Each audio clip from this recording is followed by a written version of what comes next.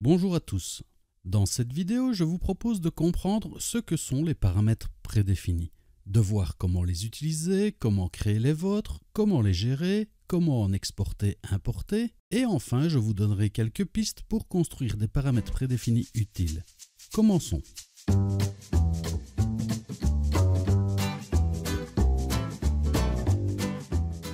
Commençons donc par voir comment les utiliser. On trouve les paramètres prédéfinis dans le volet gauche du module développement. Lorsque l'on ouvre le panneau paramètres prédéfinis, on voit différents groupes que l'on peut développer ou réduire en cliquant sur le triangle à gauche de leur nom.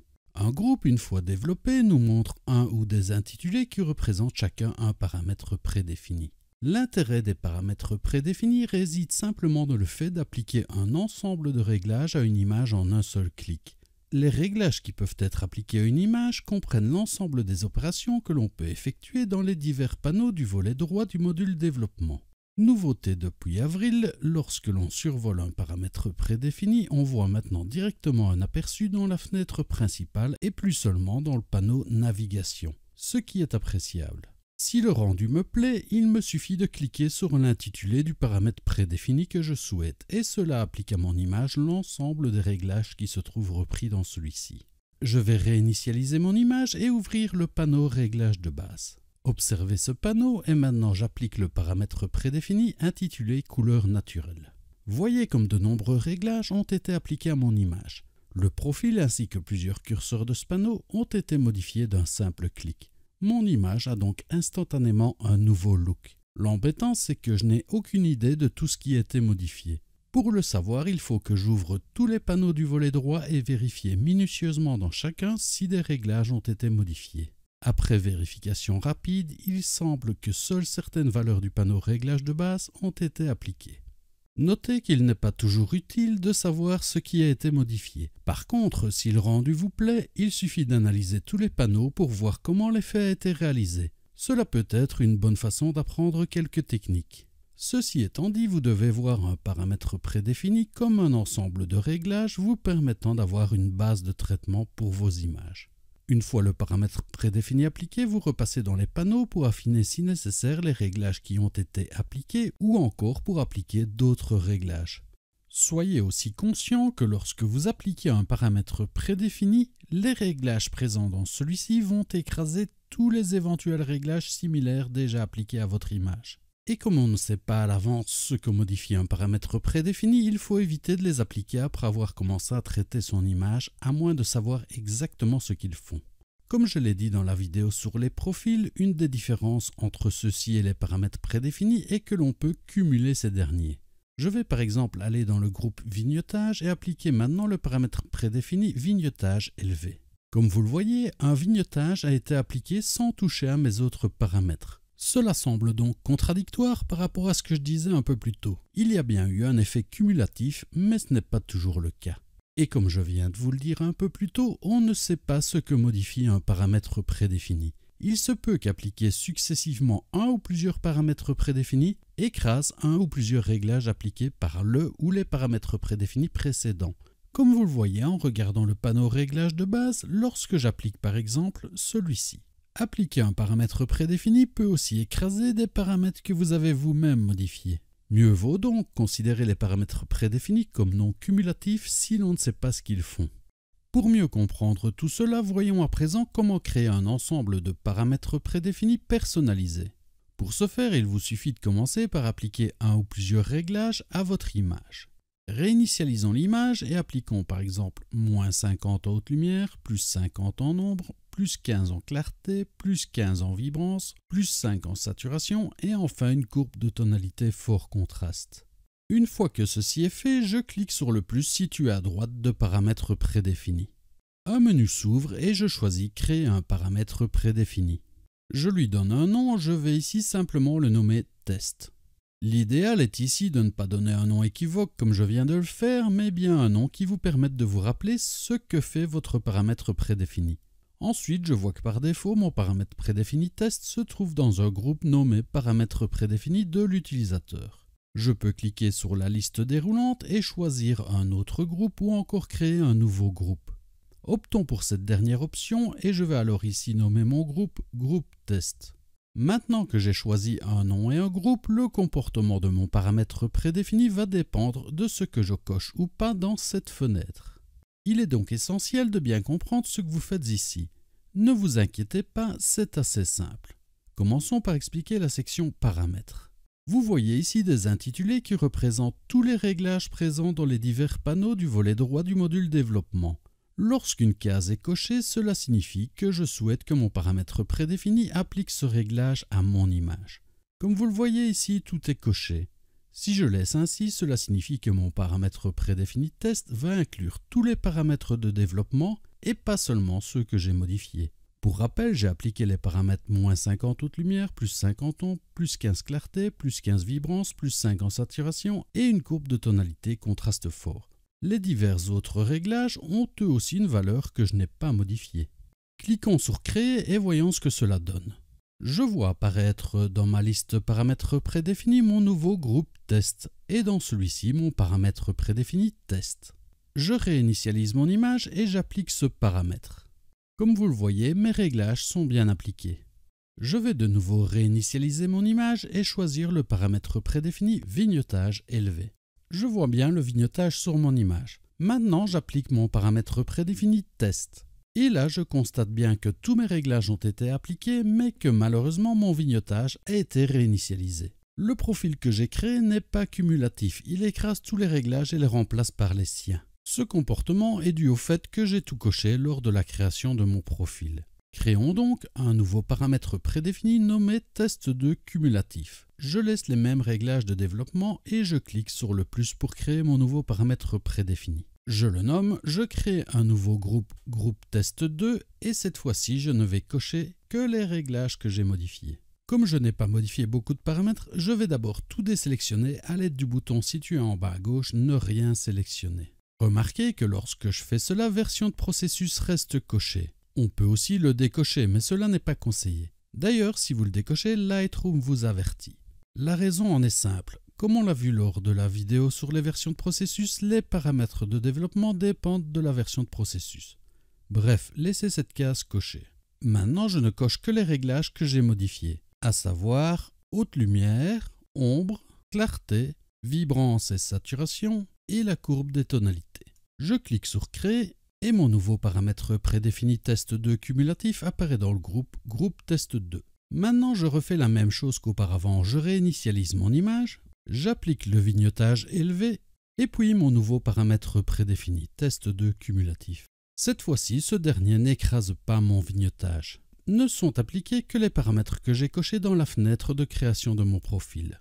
Voyons à présent les autres options présentes dans la fenêtre de création. Je clique sur ne rien sélectionner et regardez maintenant ce qui se passe si je coche la case paramètres automatiques.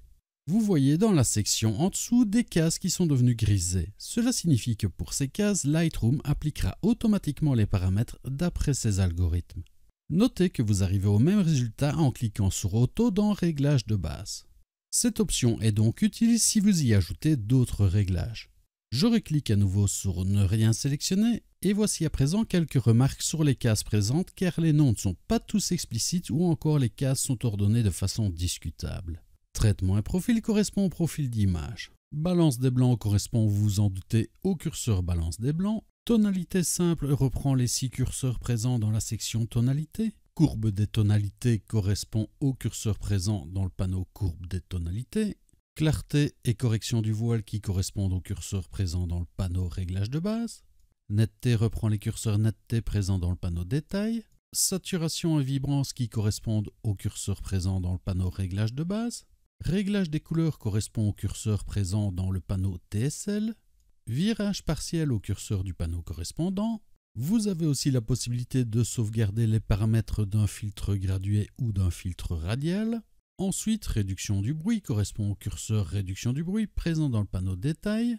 Et enfin, vous avez la possibilité de sauvegarder les curseurs présents dans le panneau correction de l'objectif, dans le panneau transformation, dans le panneau effet et pour terminer dans le panneau étalonnage. Voilà que nous avons fait le tour de cette fenêtre.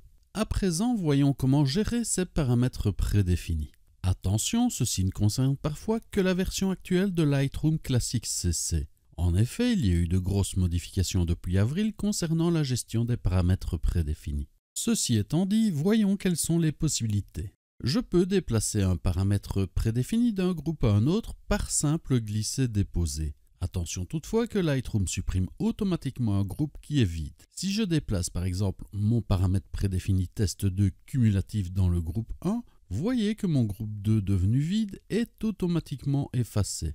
Autre option, si je clique sur le plus en haut à droite de paramètres prédéfinis, dans le menu qui apparaît, l'option Gérer les paramètres prédéfinis affiche une fenêtre me permettant de sélectionner ceux que je souhaite voir s'afficher ou pas.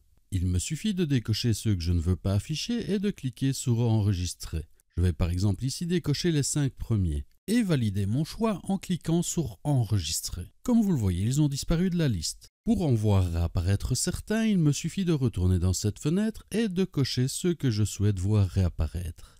Si je veux tous les faire réapparaître, plutôt que de passer par cette fenêtre, le plus simple est de faire un clic droit sur un groupe et de choisir Réinitialiser paramètres prédéfinis masqués. Et voyez qu'ils reviennent tous. Remarquez que sur un groupe que j'ai créé, j'ai plus d'options lorsque je fais un clic droit. Je peux en plus renommer mon groupe ou encore le supprimer. Ces options parlent d'elles-mêmes. Et enfin, je peux importer dans celui-ci des paramètres prédéfinis. Je reviendrai sur ce dernier point plus tard. Voilà pour la gestion des groupes.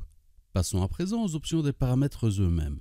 Sur un paramètre prédéfini interne à Lightroom, en faisant un clic droit, j'ai l'option Ajouter aux favoris et l'option Appliquer à l'importation. Ajouter aux favoris crée simplement un groupe favori et y place un lien vers le paramètre prédéfini choisi. Je vais supprimer ce lien et comme il n'y a plus rien dans favoris, Lightroom supprime aussi ce groupe. Appliquer à l'importation va indiquer à Lightroom d'appliquer les réglages de ce paramètre prédéfini dès que j'importe des images. Attention à cette option, si vous oubliez que vous avez un paramètre prédéfini appliqué à l'importation, vous risquez de vous demander ce qui se passe lors de futures importations.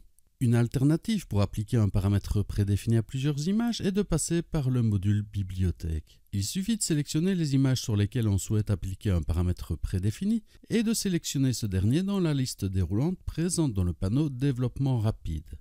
Il est alors instantanément appliqué à toutes les images sélectionnées.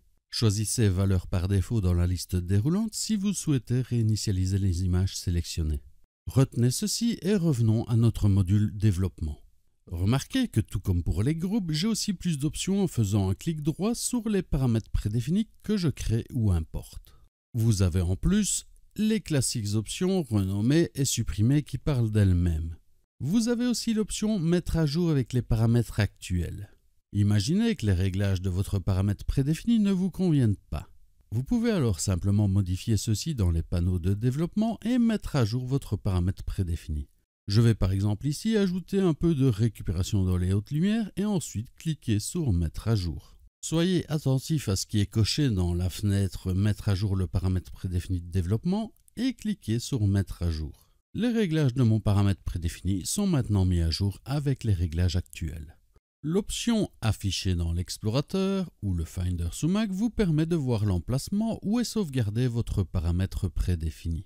Passons maintenant à l'importation-exportation de paramètres prédéfinis. Tout d'abord, un petit mot d'introduction. Il y a différentes façons d'installer des paramètres prédéfinis ou presets en anglais. Je ne vais vous montrer que ce qui me semble le plus logique et vous rappelle que ce que je vais vous dire se rapporte essentiellement à la version d'Adobe Lightroom Classic CC datant d'avril 2018. Il faut savoir que depuis cette date, beaucoup de gens se sont plaints sur la façon d'installer des presets ou encore de la façon dont cela a été implémenté. Sachez tout d'abord que les presets étaient auparavant au format LR Template et qu'Adobe a maintenant décidé que ceux-ci seraient désormais au format XMP. Tout ceci dans le but de les rendre compatibles avec notamment Camera Raw et donc Photoshop. Lors de cette mise à jour de 2018, Adobe a par ailleurs automatiquement converti les anciens paramètres prédéfinis au format LR Template vers le format XMP et les a déplacés dans un autre répertoire. Mais pas de souci, comme on l'a vu, il est aisé de les retrouver. Ceci étant dit, voyons tout d'abord comment importer des paramètres prédéfinis. On en trouve des centaines de gratuits ou payants sur Internet. Comme ils viennent souvent de versions anglaises, au lieu de paramètres prédéfinis, vous les trouverez vraisemblablement sous le nom de presets. J'en ai téléchargé à titre d'exemple et je les ai placés dans un répertoire preset que j'ai créé sur mon bureau. Comme souvent, ces fichiers sont compressés. La première étape consiste donc à les décompresser, ce que j'ai déjà fait. En toute logique, les presets se trouvent dans le dossier décompressé. Et en effet, je les trouve bien dans ce dossier. Revenons sous Lightroom. On a vu la présence de l'option Importer en faisant un clic droit sur un groupe. Cette option est aussi disponible en cliquant sur le plus en haut à droite du panneau. Commençons par cette option. Je choisis donc Importer des paramètres prédéfinis. Mon explorateur ou mon Finder sous Mac s'ouvre. Il me suffit d'aller dans le répertoire où se trouvent mes presets importés, de choisir le ou les presets que je souhaite et ensuite de valider. Remarquez que ces presets sont à l'ancien format LR Template. Lightroom va automatiquement les convertir en XMP et les placer dans le groupe paramètres prédéfinis de l'utilisateur. Je peux ensuite les déplacer dans un autre groupe, ou encore renommer le groupe paramètres prédéfinis de l'utilisateur. J'aurais pu les importer directement dans un groupe particulier en choisissant l'option Importer qui est disponible à partir d'un groupe. Notez qu'une particularité de cette mise à jour est que l'on ne peut plus créer un groupe. En effet, celui-ci serait vide et comme Lightroom supprime les groupes vides, cela ne peut se faire. Si vous voulez vraiment créer un groupe avant d'importer, l'astuce consiste à créer un paramètre prédéfini fictif et de créer un nouveau groupe à l'aide de la liste déroulante groupe.